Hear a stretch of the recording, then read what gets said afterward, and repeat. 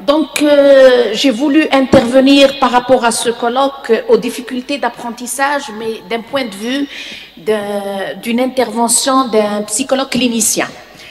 Donc, par rapport à ma petite expérience en tant que psychologue clinicienne, j'ai reçu beaucoup d'élèves en difficulté scolaire. C'était le motif le plus fréquent de consultation. À titre libéral, c'est clair, hein, à titre privé. Donc, je dirais que par rapport à cette consultation, je vais vous parler aujourd'hui de comment procéder avec un élève, comment le prendre en charge par rapport à un psychologue clinicien. Donc, l'élève, quand il vient avec ses parents ou avec le tuteur. Il ne vient pas seul, c'est clair. Donc, première des choses, les parents vont nous avancer qu'il y a un échec scolaire ou des difficultés d'apprentissage. On va opérationnaliser d'abord le concept d'échec scolaire. Échec scolaire, ça veut dire, pour ne pas avoir d'autres définitions, on va opérationner échec scolaire, soit que l'élève a refait une année ou plus, il a refait, il est en voie,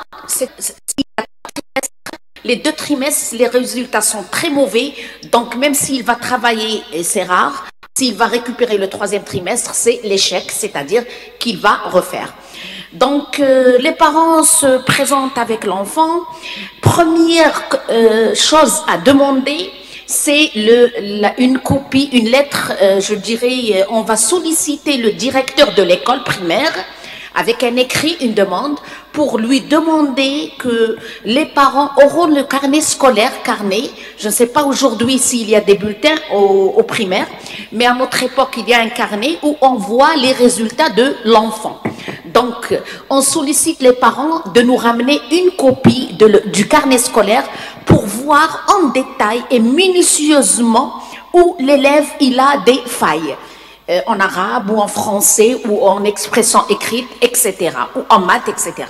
Donc, on voit en détail. C'est première recommandation. Il faut demander le carnet scolaire, une copie.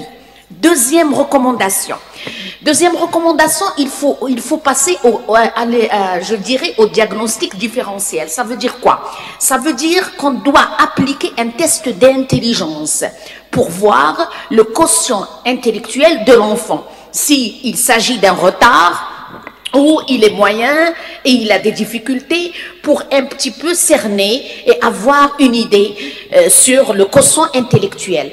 Bon, quotient intellectuel en arabe, nisbat dhaka, d'accord, pour les étudiants, nisbat dhaka. Le quotient intellectuel, on a un quotient intellectuel global. Global, qu'on le calcule à partir de 2 quotients, l'addition de 2 quotients. Donc, on a le global qui vient du quotient intellectuel verbal et le quotient intellectuel performant, c'est-à-dire les travaux, le manuel que l'on donne à l'enfant, des travaux, et on fait avec le chronomètre, on calcule le temps et on voit s'il a réussi la tâche. Donc, pour avoir le QI total global, on doit calculer d'abord le QI verbal plus le QI performant. Donc, il faut passer à un test d'intelligence. Dans ma pratique clinique, j'ai utilisé le WISC. Aujourd'hui, on est à la 4e version. Par rapport à moi, j'ai appliqué le WISC 3. Donc, par rapport au WISC 3, je l'ai utilisé. Je vais vous montrer un petit peu ce qui s'est passé en consultation.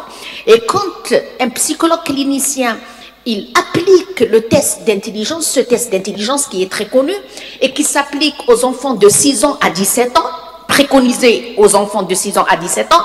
Je vais vous faire une autre lecture plus que le test d'intelligence, une lecture clinique. Je vais vous donner quelques indices qui vont contribuer aux difficultés d'apprentissage. Donc, on va voir la première. Bon. Pour le QI, on a 130 et plus, c'est mondial. 130 et plus, c'est très supérieur. Si quelqu'un a un QI 130 et plus, il est surdoué. Donc 120, 129 supérieur, 110, 119 normal fort, 90 et 109, c'est moyen. Et à partir, normal faible, c'est 80, 89, 70, 79, limité, et moins de 69, c'est un retard mental. Donc, on doit au début se référer à l'application d'un test d'intelligence qui n'est pas réadapté en Algérie, mais au Liban, il est déjà réadapté. Donc, j'ai travaillé avec la version française. Hein. Mais le côté manuel, on n'a pas besoin de le réadapter sur les populations parce qu'il s'agit d'un côté manuel. Donc, première image, cube. Je vais vous donner le cube. Donc, on demande à l'enfant de nous faire par des cubes. Je vais vous montrer les cubes, ils sont là. On a des cubes. Je vais demander à l'enfant on lui donne des cubes avec plusieurs façades. D'accord, plusieurs façades. Il va me faire cette image. Je vais lui donner le carnet et il va suivre l'image. Donc l'image du cube, elle est là.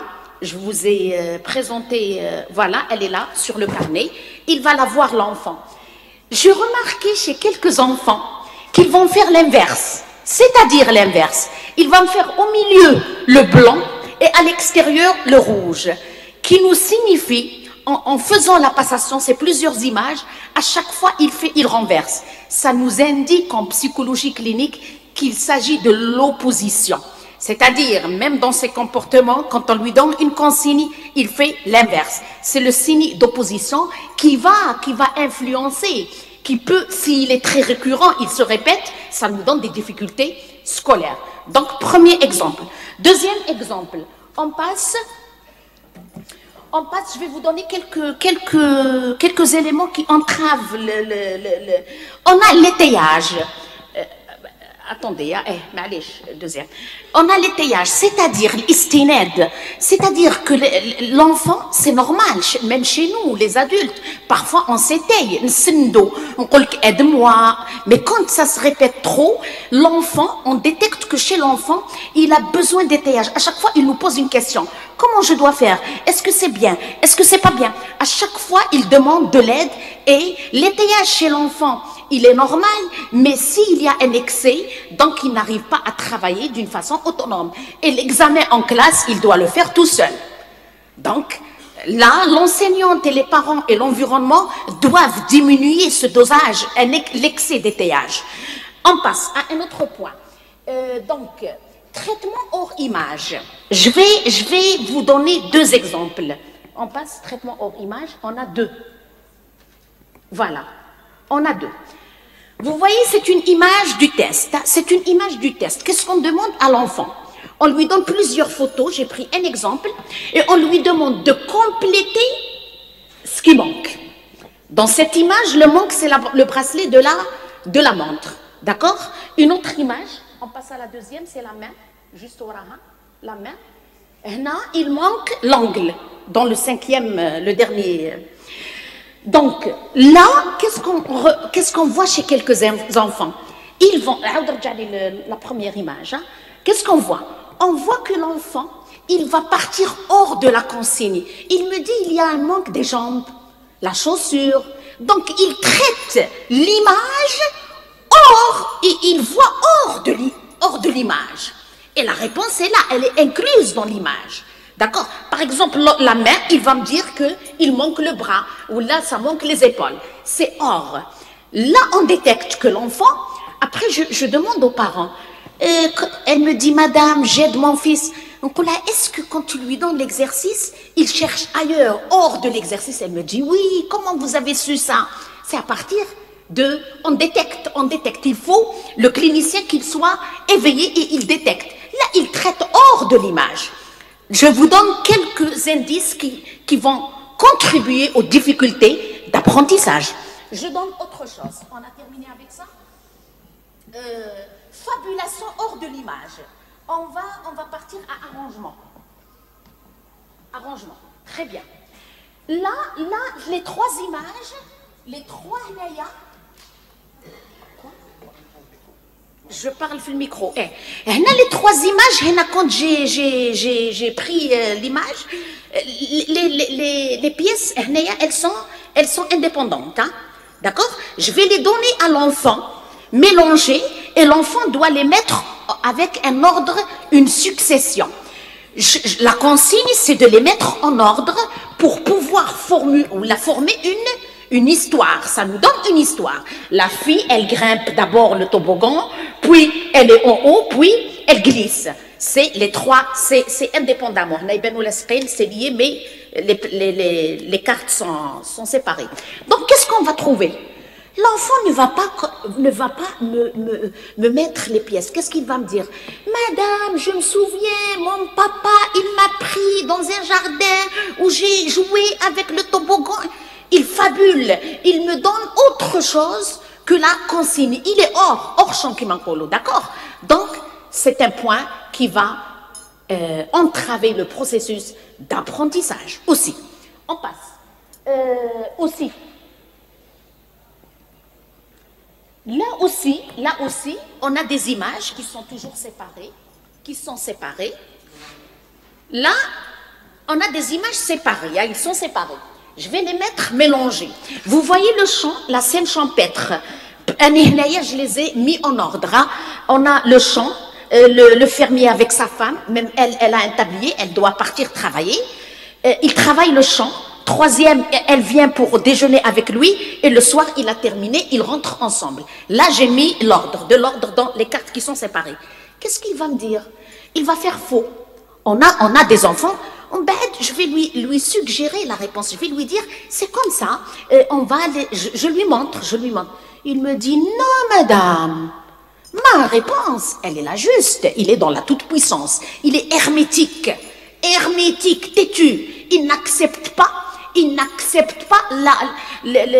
ce que je lui dirai à l'encontre de ses idées. Et là aussi, ça entrave, si l'enfant n'accepte pas de corriger ses erreurs, ça entrave aussi le processus d'apprentissage. Il est têtu, il n'accepte pas, il vous dit non, moi, je les ai mis en ordre, c'est ma proposition qui est plus juste que la tienne. Je continue un petit peu et... Donc, aussi, on a... Ça s'est terminé. C'est bon, merci.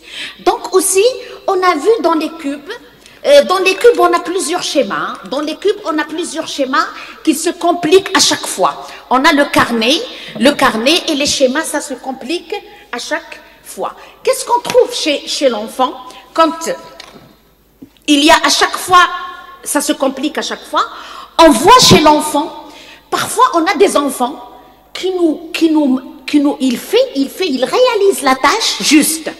Il l'a terminée très juste à temps. Qu'est-ce qu'il me dit? Non madame, attends, je refais. C'est juste. Je ne peux pas lui dire que c'est juste. Qu'est-ce qu'il va faire?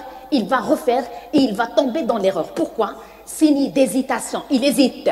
L'enfant, il hésite. Taraddud. S'il est dans un examen, il fait les réponses justes, puis il est en hésitation. L'hésitation, quand c'est trop, on est dans le fonctionnement obsessionnel, mais chez l'enfant, on n'a pas encore la construction de la personnalité. L'hésitation aussi entrave le processus d'apprentissage scolaire. Il répond juste, puis il refait. Il refait parce qu'il hésite. Donc, je rajoute quelque chose. Parfois, on a des enfants qui se critiquent.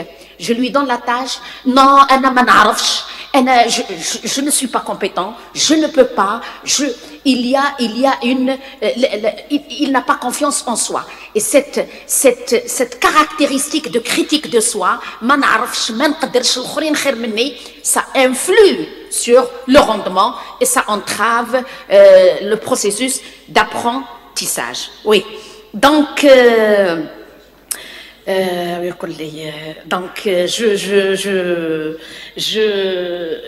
Donc quand je fais le rapport global par rapport au test d'intelligence, j'écris mon rapport, mais je rajoute les remarques. Les parents, quand je donne le rapport aux parents, ils sont épatés, je dirais. Ils me disent comment vous avez su qu'il s'oppose à moi à la maison, comment vous avez su qu'il n'accepte pas les rectifications. Je dirais, c'est au clinicien de détecter ces failles et de les traiter traiter avec l'aide de l'environnement, c'est les parents et l'enseignant pour vaincre, pour dépasser ce genre de difficultés. À la fin, il me reste pas beaucoup de temps et je dois le respecter. Je vais vous parler durant 3 minutes sur une famille, un cas clinique qui s'est présenté chez moi et ça m'a marqué. C'est pour cette raison que je veux bien le présenter, ce cas. Il s'agit d'une femme mariée. Elle a ses 4 enfants. Elle s'est présentée chez moi par rapport à son enfant qui était en 4e année, 4e AM, pour le passage, AM, pour le passage. Donc j'ai eu son fils, j'ai appliqué le test, il a un QI élevé, ça ne justifie pas l'échec et les difficultés. Donc je lui ai demandé comment ils vivent. C'est un appartement NF3, qu'est-ce qu'elle fait? Le mari, il est addict aux jeux vidéo, Fire là. Donc il dort au salon, il joue Fire, le mari. Les enfants, qu'est-ce qu'ils font? Ils dorment tous avec leur mère dans la même chambre. Jusqu'à 1h du matin, ils passent le temps à voir un feuilleton turc, 2 feuilletons. À partir de 9h, il se termine une autre série. Ils ont 2 feuilletons différents turcs. À 1h du matin, les enfants, ils s'endorment. Voilà, ça, 1h du matin. J'ai demandé à la maman, et comment vous les réveillez le matin? Elle me disait, je les réveille, ils partent à l'école, et moi je me rendors, parce que j'ai veillé. Ben, je lui pose la question, et eux, sûrement qu'ils vont dormir en classe. Là, même les habitudes de la vie peuvent influencer les capacités de l'élève. Donc j'ai opté avec la maman et elle a bien répondu qu'elle doit changer ce rythme et chacun reprend sa place, le mari dans la chambre conjugale, les enfants séparés, etc. Et bien l'enfant a eu un 12 et il a eu son BEM, alhamdoulilah. D'accord? Et je terminerai, je n'ai pas assez de temps, j'espère.